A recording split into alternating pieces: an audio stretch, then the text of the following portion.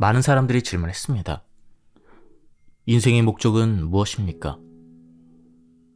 이 질문에 대해서 케이시는 인생에 있어서 가장 중요한 것은 육체적인 생활을 보내면서 정신적, 영적으로 성장하여 궁극적으로는 신의 공동 창조자가 되는 것이다 라고 대답했습니다.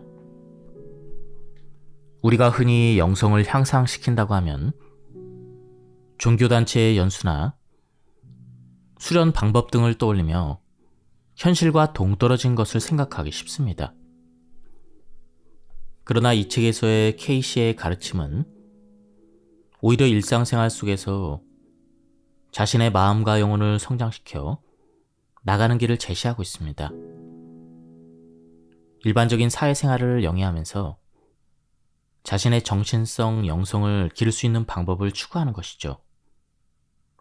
어떤 의미에서는 깊은 산속으로 들어가 수련하는 것보다 일상생활 속에서 영적 성장을 구하는 것이 훨씬 더 힘들고 더 큰 노력을 필요로 할지도 모릅니다. 기회란 영적 이상을 물질적으로 선명하게 드러내는 것을 말합니다. 영혼은 의식의 다른 영역에서 길러온 것을 육체를 통해서 표현할 기회를 얻습니다. 지상에서의 삶이란 영혼의 성장에 도움이 되는 온갖 경험을 서로 연관짓고 조합하고 협력하도록 해서 그 성과를 구체적으로 나타내기 위한 기회입니다. 따라서 기회의 가장 큰 의미는 육체의 의식적인 힘을 사용해서 영적 작용을 물질 세계에 드러내는 것이죠. 지금까지 오랜 세월 동안 영적 힘은 현실 세계와는 아무런 관계가 없는 것처럼 여겨져 왔습니다.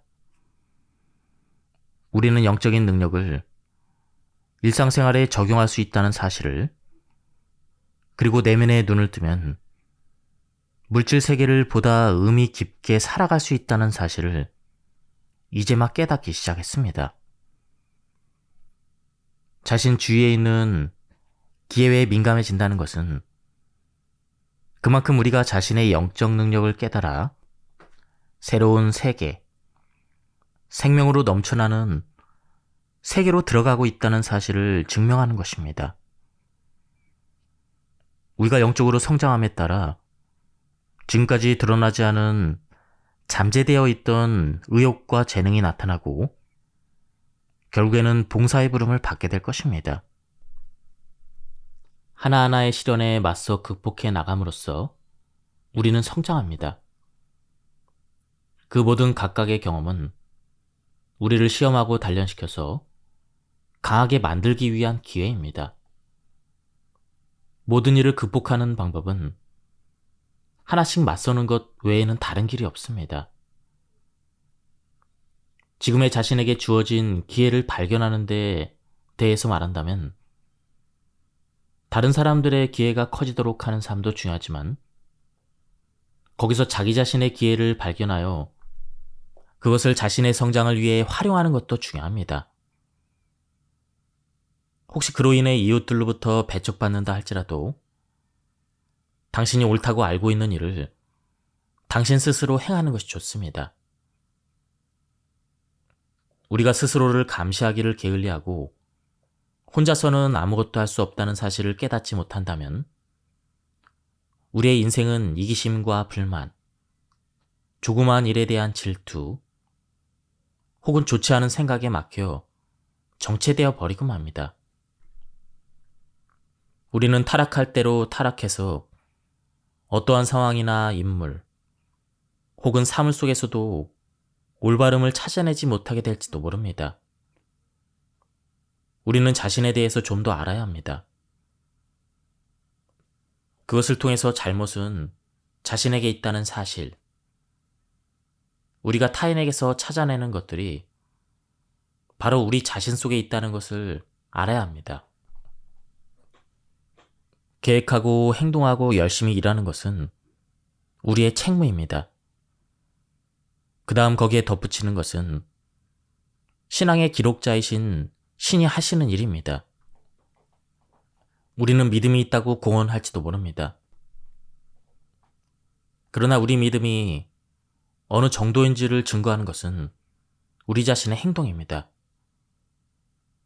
우리가 배우고 생각하고 각각의 기회를 활용하려 함에 따라서 그리스도를 믿는 마음, 아버지이신 신을 믿는 마음, 이웃을 믿는 마음, 그리고 자기 자신을 믿는 마음이 성장합니다. 아버지이신 신과의 친밀함, 유대감에 의해서 어떠한 기회가 주어질까요? 슬픔을 아는 채 신이 계신 곳으로 가면 우리에게 위안이 찾아오는 것을 경험했을 것입니다. 거기에 가면 우리의 문제는 해결되며 그곳에서 우리는 이해를 초월한 평안함을 발견합니다. 우리가 자신의 육체의 나약함을 절감할 때 오히려 내면적으로는 신의 강력한 임재를 일깨우는 기회가 됩니다. 하나의 기회를 활용함에 따라서 내면의 신이 우리 주변에 있는 다른 기회도 깨닫게 해줍니다. 우리가 다른 사람들을 사랑하고 그들에게 봉사하려고 할 때 아버지이신 신과의 사귐이 더욱 깊어집니다. 이러한 기회는 어디에나 존재합니다. 그러니 그와 같은 기회를 놓치지 않도록 항상 주의를 기울이도록 해야 합니다. 언제나 지혜와 분별력을 발휘할 수 있도록 해야 합니다. 우리를 위로 끌어올려 주시는 기회를 반드시 붙잡도록 해야 합니다. 그렇게 하면 신의 소망과 목적에 일치하는 최고의 기회로 나아가게 될 것입니다. 지상에서의 삶은 신의 드러남입니다. 따라서 우리의 마음이 삶을 영원히 계속되는 것으로 생각하는 것 또한 조금도 이상한 일이 아닙니다. 그러나 우리가 기회를 잘못 사용하면 우리는 삶에 대한 지식을 잘못 사용하게 되고 그 결과를 거둬들이게 됩니다. 우리가 선을 행하면 우리에게 선이 들어옵니다. 그것은 선이 선을 부르기 때문이지 보상으로서 선이 들어오는 것은 아닙니다. 어떠한 법칙의 결과로서 돌아오는 것입니다. 그 결과란 영적 이해이자 영적인 성장입니다. 우리가 자신의 인생을 어떤 방향으로 쏟아붓느냐는 우리의 사고방식에 따라 결정됩니다. 모든 힘, 모든 생명은 하나의 원천에서 옵니다. 그것은 신의 영역에 속한 것이기에 우리가 그것을 파괴할 수는 없지만 생각이나 행동에 있어서 그 일부라도 잘못 사용하면 우리 자신의 길을 어둡게 만드는 것입니다. 우리는 사람들에게 도움이 될지도 모르는 빛을 어둡게 만들어 버리는 것입니다. 기회는 인내를 요구합니다. 인내를 실천함으로써 매일 조그만 그러나 매우 중요한 기회를 발견할 수 있게 됩니다. 성급하게 큰 일을 하려고 덤비면 보이던 것까지 보이지 않게 됩니다. 우리는 신의 나라 하인 중에 한 사람임을 스스로 자랑스럽게 생각해야 합니다. 타인에게 봉사한다는 것은 신 안에서는 자유인이라는 사실을 의미합니다. 왜냐하면 사람들에 대한 봉사를 통해서 우리는 스스로의 의지를 신의 마음과 일치시키기 때문입니다. 자신의 의지를 신의 마음과 일치시키기 위해서는 타인에 대한 인내와 함께 자신에 대한 인내도 요구됩니다. 너희의 인내로 너희 영혼을 얻으리라. 이런 성경 말씀 그대로입니다. 가지고 있기는 하지만 진정 소유하지는 못하는 경우도 있습니다. 우리는 영혼 속에서는 신의 속성을 전부 가지고 있습니다. 자신의 존재를 잃지 않고 또 신과 하나라는 사실을 알고 이해할 수 있도록 그것을 기다리고 얻기 위해 노력해야 합니다. 서둘러서는 안 됩니다. 하나하나의 걸음을 기회로 잡도록 해야 합니다. 선을 행하는 일에 마음이 약해져서는 안 됩니다. 왜냐하면 보다 커다란 기회를 향해서 나아가기 위한 문이 열리려고 하는 것이기 때문입니다. 진리를 깨닫는다는 것은 그만큼 의식이 성장했다는 증거입니다. 우리의 유한한 마음으로는 진리의 모든 것을 파악할 수는 없습니다. 그러나 문은 언제나 열려 있으며 그 문을 통해서 우리는 진리의 보다 위대한 모습을 알고 아버지이신 신의 한없는 사랑을 더욱 깊이 이해하게 됩니다. 사람이 아버지이신 신과 맺는 관계가 얼마나 영광에 넘치는 것인지를 진리의 영이 확신하게 해줄 것입니다. 신의 임재는 언제나 우리와 함께 있습니다. 왜냐하면 우리가 살고 움직이고 존재를 얻는 것은 바로 신 안에서이기 때문입니다. 이 사실을 우리는 분명하게 인식해야 합니다. 우리는 지극히 높으신 자의 아들이라는 사실을 알고 이해하고 실천해야 합니다. 신의 임재를 깨닫게 된다는 것은 우리의 유산이자 이 물질 세계에서 우리의 커다란 기회입니다. 이제 우리는 영의 속성을 알고 그것을 자신을 위해 활용할 수 있다는 사실을 알게 되었습니다. 우리는 서서히 아버지이신 신의 임재를 알고 모든 힘이 하나임을 알게 되었습니다. 그리고 완전한 상태로 돌아가기 위해서는 길이자 진리이자 생명이신 주를 통해야 한다는 사실을 알게 되었습니다. 이 길은 사랑에 의해서 완성됩니다. 사랑하는 것은 인간에게 있어서 표현 가능한 가장 고귀한 감정입니다. 사랑은 신에게 속한 것이 아니라 신 그 자체입니다. 우리가 사랑을 표현하는 것은 우리 안에 있는 신의 힘을 나타내는 것입니다. 사랑하는 것은 우리에게 가장 커다란 기회입니다. 다른 모든 것에서는 불가능하다 할지라도 사랑하는 것은 행복을 가져다 줍니다. 우리가 동포에 대한 사랑을 나타내려고 할수록 모든 선이 우리의 일부가 됩니다. 생각과 말과 행위는 이 힘을 나날이 표현하기 위한 기회입니다. 너 자신을, 즉 너의 마음과 몸과 모든 능력을 네가 매일 만나고 접하는 사람들에게 봉사하는 기회로서 성별하라. 무지로 인해 값을 매길 수 없을 정도로 귀중한 그림에 흠집을 내서 그 그림을 망쳐버리는 경우가 있는 것처럼 자기의 힘을 잘못 사용함으로써 자신의 마음과 몸과 영혼에 해를 입히는 경우도 있습니다. 자기 자신이 영적으로 성장하고 있는지를 또는 후퇴하고 있는지를 확인하기 위해서 스스로 점검해보기로 합시다. 우리의 계획은 신의 인도를 구하기에 합당한 것입니까? 자신의 이기적인 욕망을 만족시키기 위해 계획되어 있지는 않습니까? 신의 칭찬보다 이 세상의 물질적인 것을 사랑하고 있지는 않습니까? 이러한 것들을 살펴봄으로써 우리는 자신이 신을 아는 길을 걷고 있는지 아니면 스스로의 영적 성장을 매우 더디게 하는 길에 서 있는지를 알 수가 있습니다. 곰곰이 생각해 보길 바랍니다. 정신은 창조자이며 영혼은 안내자이자 생명 그 자체입니다. 그리고 물질계에 만들어진 상태는 그것들의 결과입니다.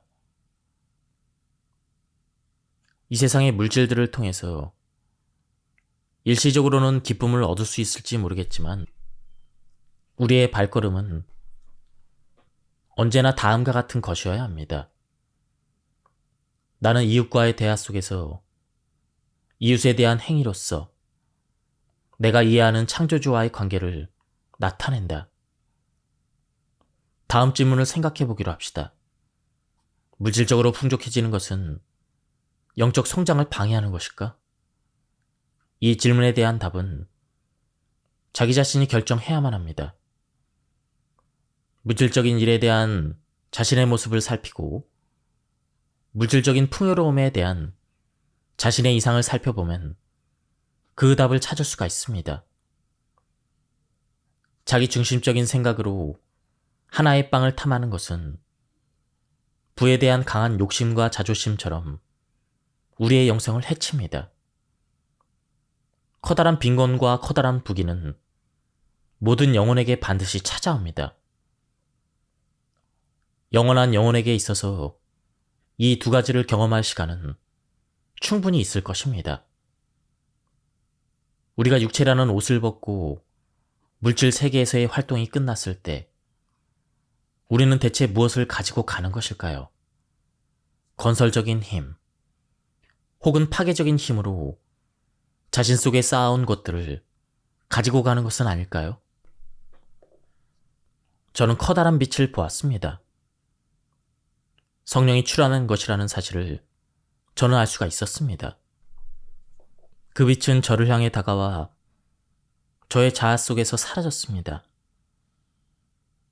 이 체험은 제 육체가 살아계신 신의 신전이라는 인식을 더욱 분명히 해서 주가 더욱 빨리 오시게 하는 방법으로 내 내면의 빛을 빛나게 해야 된다는 사실을 강하게 자각하게 해주었습니다.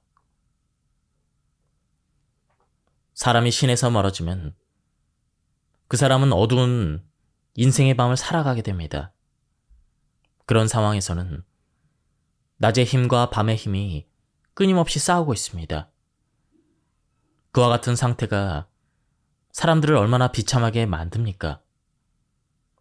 세계 곳곳에서 사람들은 거기에 존재하는 정치 불안과 소란과 혼란을 가라앉힐 방법을 찾고 있습니다. 그러나 외부로부터 평화를 바라기 전에 내부로부터의 평화가 생겨나지 않으면 안 되는 것입니다. 이 사실을 모든 사람들이 인식한다면 많은 문제가 해결될 것입니다. 사람들이 어떤 식으로 사고하는가, 이런 것에서 그 세계의 의식 수준이 나타납니다. 그 의식의 상태는 하늘만큼 높이가 되기도 하고 모든 것들이 어둠에 잠길 정도로 저급한 것이 될 수도 있습니다. 우리는 밤에게서 무엇을 배우면 좋을까요? 우리는 스스로 밤을 만들어내는 것일까요? 아니면 우리가 고통을 짊어짐으로써 다른 사람에게 빛을 가져다 주려 하는 것은 아닐까요?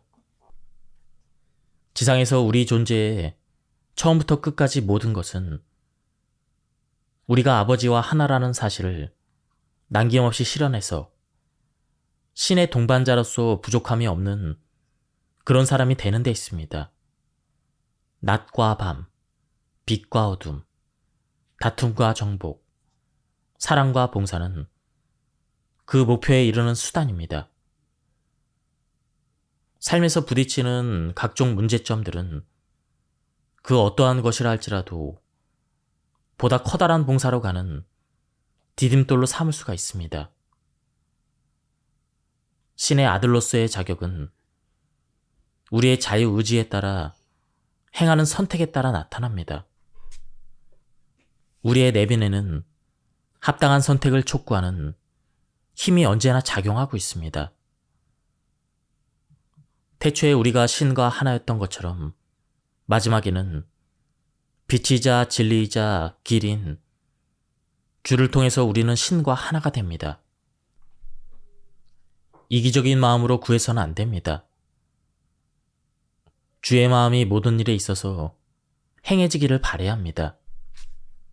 다른 사람들에게 이기기 위해서, 남보다 뛰어난 지혜를 얻기 위해서, 남들보다 앞서기 위해서 구하는 것이 아닙니다. 신은 우리의 가능성을 우리보다 훨씬 더 잘 알고 계십니다.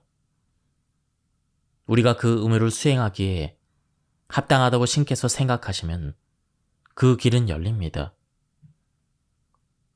영광과 찬미의 전부를 모든 선이자 완전한 선물을 주신 신께 바치기로 합시다. 선한 신의 무한한 힘을 믿고 이 세상에 대한 신의 계획은 결코 번복되지 않는다는 사실을 알도록 합시다. 우리는 신을 어떠한 존재로 생각하고 있을까요? 우리의 인생에 있어서 신은 단순한 사실, 전지전능하고 만물을 포함하고 모든 곳에 나타나는 힘에 불과한 것일까요? 그도 아니면 사랑으로 넘쳐나는 관대한 아버지와 같은 존재일까요?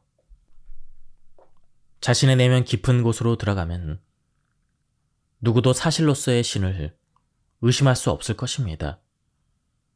모든 사람들은 생명 그 자체가 과학적 설명을 훨씬 뛰어넘는 신비임을 알고 있습니다.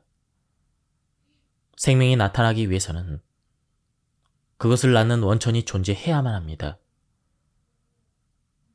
사람들은 그 원천을 여러 가지 이름으로 불러왔으나 그 모든 이들이 우주의 복잡함과 완벽함에 놀라지 않을 수 없었습니다. 많은 사람들에게 있어서 사실로서의 신을 발견하는 데 특별한 의식은 필요하지 않습니다. 왜냐하면 신은 수고하는 모든 사람들을 풍요롭게 해주기 때문입니다. 신은 모든 것에 어떠한 때에라도 나타납니다. 신을 사실이라고 생각하는 이유입니다. 그렇다면 우리는 어떻게 해야 신을 아버지로서 알게 될까요? 신은 신을 구하는 사람에게만 아버지로서 나타나십니다. 아버지이신 신께서 그 사랑과 영광을 이 세상에 나타내시기 위한 수로가 되어라. 내면의 목소리에 귀를 기울여라. 내가 자신의 내면을 들여다보기만 한다면 신은 너희 한 사람 한 사람 바로 곁에 계시니 네가 하는 일에 있어서 자신을 지우고 이 세상에서 아버지와 그리스도의 영광을 나타내기를 바란다면 신이 사람들에게 나타내신 사랑을 실현하고 있다는 의식이 모든 사람들에게 전해질 것이다. 아버지이신 신의 나타남이란 무엇일까? 성령의 열매이다. 다시 말해서 다정함, 친절, 부드러운 말, 인내, 희망. 그리고 무엇보다도 행위와 말의 일치이다. 너의 행위로 영광을 받으라.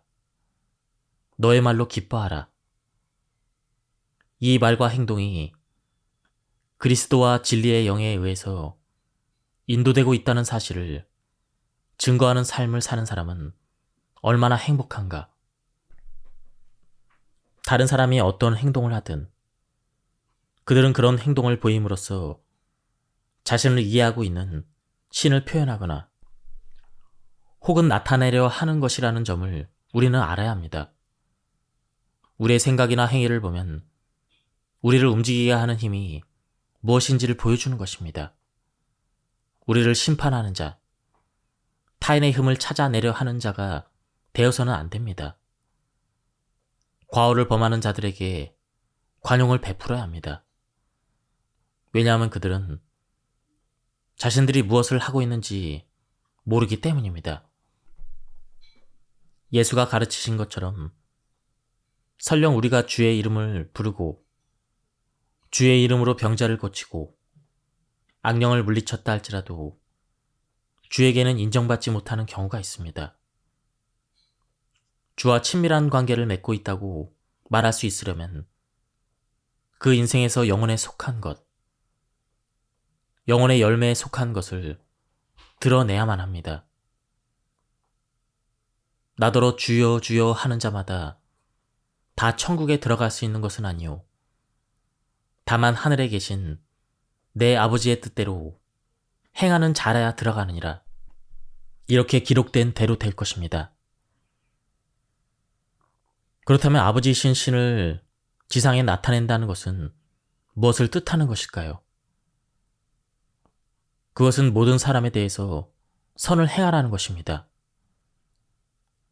설령 이웃이 고칠거리나 의심, 불안, 괴로움을 끌어안고 있다 할지라도 있는 그대로 그것을 받아들여 생각에 있어서나 행위에 있어서나 영혼의 열매를 드러내는 것입니다. 우리가 그리스도의 열매, 그리스도 의식의 열매를 말과 행동과 타인과 사귐에서 나타냄에 따라 우리는 그리스도가 그랬던 것처럼 이 세상에서 모든 사람들에게 선을 나타내게 됩니다. 그렇게 해서 이들은 이 지상에서 아버지이신 신을 나타내셨습니다. 이처럼 우리는 주를 모범으로 가지고 있는 것입니다. 육체의 욕구가 영적으로 승화되지 않으면 신과의 일체성이라는 의식의 성장을 방해받게 됩니다. 저는 기도 중에 3가지를 빌었습니다. 그것은 전부 육체적인 욕구였습니다. 첫 번째는 가문을 지키는 것이며, 두 번째는 세속적 즐거움이었고, 마지막 3번째는 일에 관한 것이었습니다. 기도는 이루어졌지만 전부가 불화 문제, 그리고 쓸데없는 책임을 가져다 주었을 뿐 평안과 조화를 가져다 주진 못했습니다. 우리가 어떤 곳에 있든 그리스도의 영을 가지고 있다면 우리는 평안을 얻을 것입니다. 오 신이시여, 당신의 뜻을 저의 욕구로 삼도록 해주소서. 제가 이 세상에서 경험하는 일에 있어서 제 마음이 바라는 것, 몸이 바라는 것, 정신이 바라는 것이 당신의 뜻에 합당하기를 바랍니다.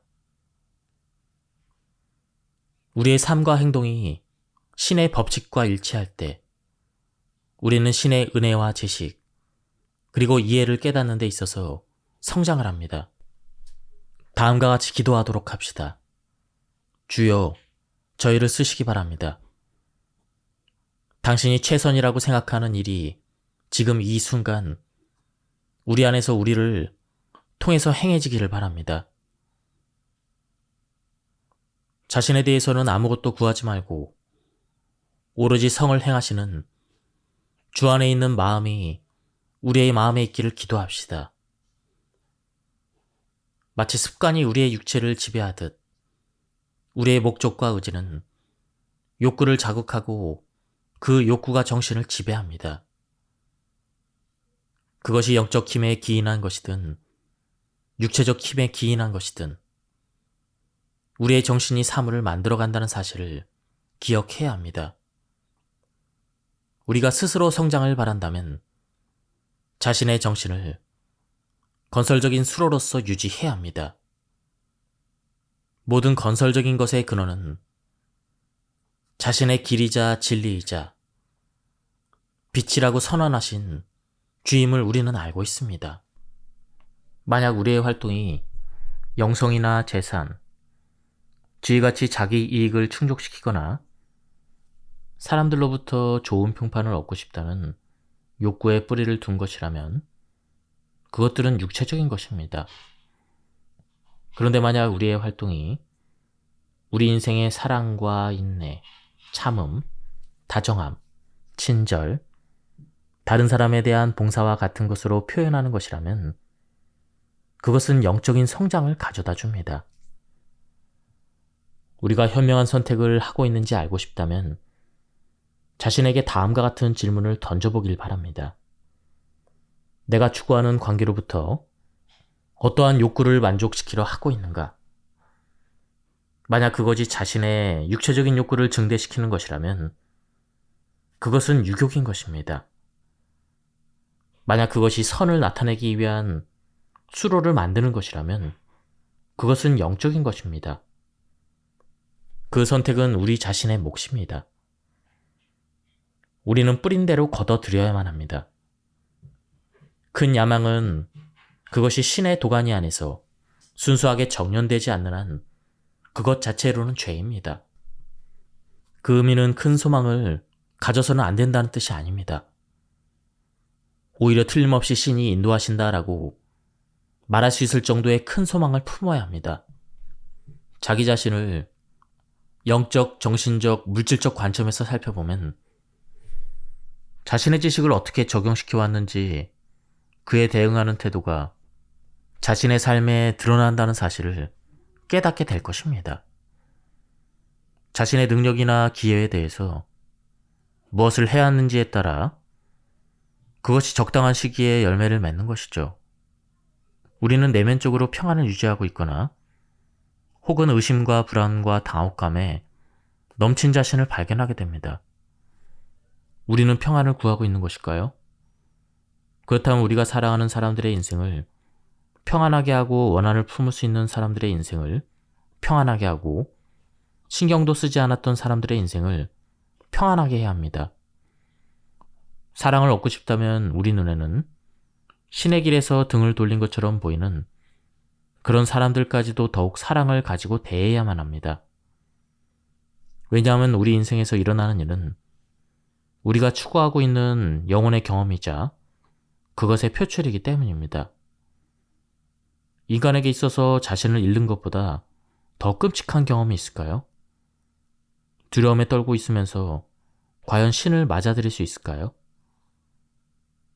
신의 영이 우리의 영혼에게 당신의 사랑을 깨닫게 해주십니다. 인생의 고단함은 일시적인 것입니다. 우리는 이미 영원함 속에 살고 있는 것이죠. 신이 언제나 우리와 함께 계시다는 사실을 깨닫게 해주는 그와 같은 목적과 욕구를 찬송해야 합니다. 왜냐하면 신의 약속은 확실하고 신과 함께 걷는 자는 반드시 신을 알기에 이르기 때문입니다. 대가는 반드시 치르게 되어 있습니다. 주지 않을 수도 받을 수도 없습니다. 생명을 받으려면 생명을 바쳐야 합니다. 기쁨을 얻으려면 다른 사람들의 인생에 기쁨을 만들어줘야 합니다. 평안과 조화를 얻고 싶다면 자기 자신 속에 그리고 다른 사람들과의 관계에 있어서 평안을 만들어야 합니다. 그것이 법칙입니다. 왜냐하면 같은 성질끼리는 서로를 끌어당기고 모이는 것이 법칙입니다. 지금까지 이 책에 대한 리뷰를 모두 마쳤습니다. 뒤에도 좋은 내용들이 많이 나왔습니다. 한번 책을 구해서 읽어보실 것을 추천드립니다. 여기서 리뷰를 마치도록 하겠습니다. 감사합니다.